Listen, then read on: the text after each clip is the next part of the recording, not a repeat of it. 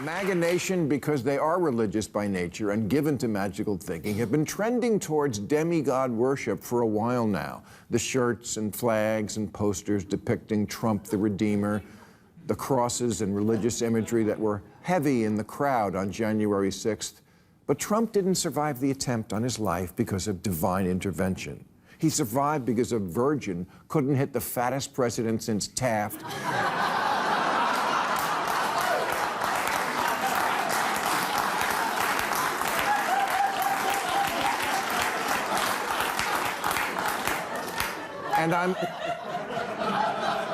And again, make no mistake, I'm glad he couldn't. But Trump is alive because he's the single luckiest mother who ever lived. Hey gang, it's me, Dr. Steve, still enjoying, as you can see, beautiful Maine. But I did have to comment on what you just saw there, Bill Maher doing what he does best, and that's disparaging a straw man. Bill Maher wouldn't know religion, what religion is, if it bit him on the arse, as we say. My problem with Bill Maher, when all is said and done, is I just find him to be the ultimate hypocrite. He's trying to position himself as a disaffected liberal who's upset with wokeness. And yet, Bill Maher provides the very foundation by which wokeness arises in the first place. Bill Maher is what we would call a scientific rationalist. He believes that only those things that can be empirically verified by the scientific method are legitimate objects of knowledge. Anything that falls outside empirical verification cannot be known. And what we have to, and so that's why he disparages God and so forth.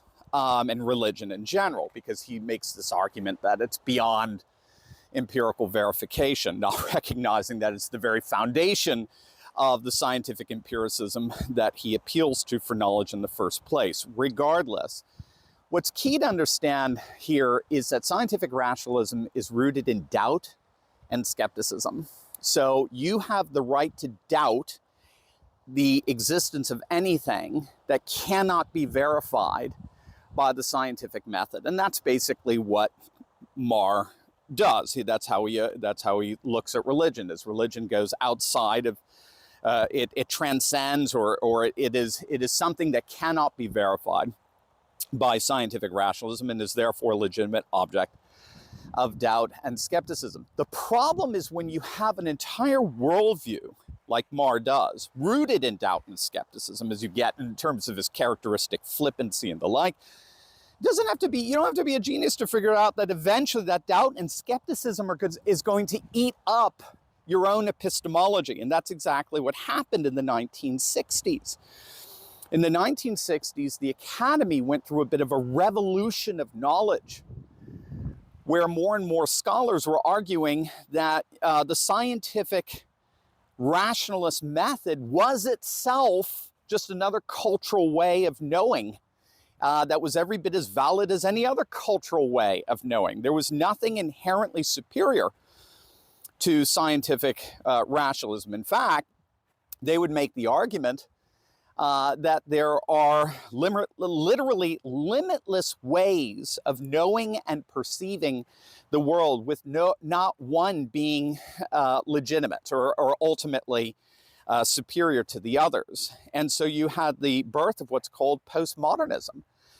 Postmodernism really starts going mainstream in the 1970s, which says that scientific rationalism is not the only true way of understanding the world, that there are manifold ways of understanding the world, cultural ways of knowing the world, and therefore scientific rationalism is not flunks its own test of superiority. In other words, if doubt and skepticism are the very foundation of your worldview, eventually that doubt and skepticism is going to destroy that worldview. And that's exactly what happened in the 60s and 70s. Gang, first, I do want to give a quick shout out to my good friend and sponsor, Ross Gibbons. Make sure you click on that link below and sign up for an insider trading free webinar that Ross is giving that'll show you how you can access the same kind of insider trading information that Nancy Pelosi has, but you're going to do it legally and ethically. It's this Thursday, July 25th, 3 p.m. Eastern. You can sign up for it just by clicking on the link below. Ross is an insider trading expert whose recommendations have led to investment returns of, get this, over 200%. Some have hit as high as nearly 1,500%. This could be an absolutely amazing free training where you can learn how to trade with the exact same insider knowledge as these politicians have, but legally and ethically. The one thing is you can't wait. Seating registration is limited, so click on that link below right now. At the same time, Patrick Deneen argued that Bill Maher's liberalism eroded what he calls mediating structures in society. Liberalism basically enshrines the individual as absolute, saying that the individual has no moral obligations to any institution apart, or any belief system, or anything apart from that which he chooses to impose upon himself. And so what that did, that belief of that radical liberalism, what that did is it basically eroded family, it eroded faith traditions, it eroded community. And without those intermediary institutions, the government had to step in and fulfill the role. We see that particularly in the welfare state. So ironically, these two central cores of Bill Maher's belief, liberalism and scientific rationalism, gave to us the very big government totalitarianism and irrationality that are the fundamental tenets of wokeness. Wokeness is a radically irrational belief system, doesn't even know what a woman is anymore, can't know at all. All it does is push regime talking points, and then it enforces those regime talking points upon populations through totalitarianism by eradicating any other mediating institution other than the state. So ironically, Bill Maher actually gives to us, his belief system actually produces wokeness, the very wokeness that he claims to despise. Now, that's my first problem with Maher. My second, I'll just be very brief with this, is he is the beneficiary of an American republic that's rooted in what's called the golden triangle of freedom. And the golden triangle of freedom works like this. Our founding fathers all agreed that if we were going to be truly free, we had to cultivate virtue. We had to cultivate what they would call civic virtue, because only then could we be a self-governing people.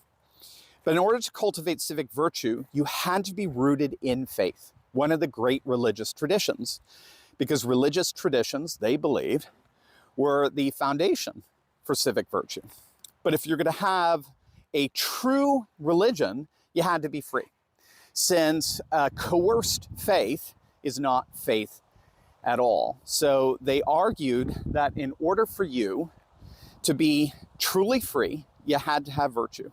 In order to have virtue, you had to have faith. But in order to have faith, you had to be free.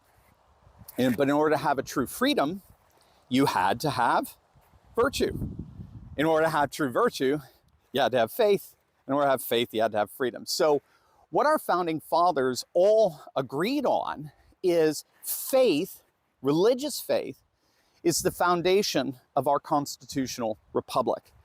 And so in the end, what Bill Maher is doing is he's just simply, I'm just going to say it, he's just a parasite of a society that is the result of the very faith he despises. The very faith he mocks produced a republic that his scientific rationalism, his atheism, never could. And so in the end, he's not a producer, he's a parasite. He exploits the very civilization, the faith he so gleefully mocks, produced. And that's why I think Bill Maher, in the end, is the ultimate hypocrite. God bless you.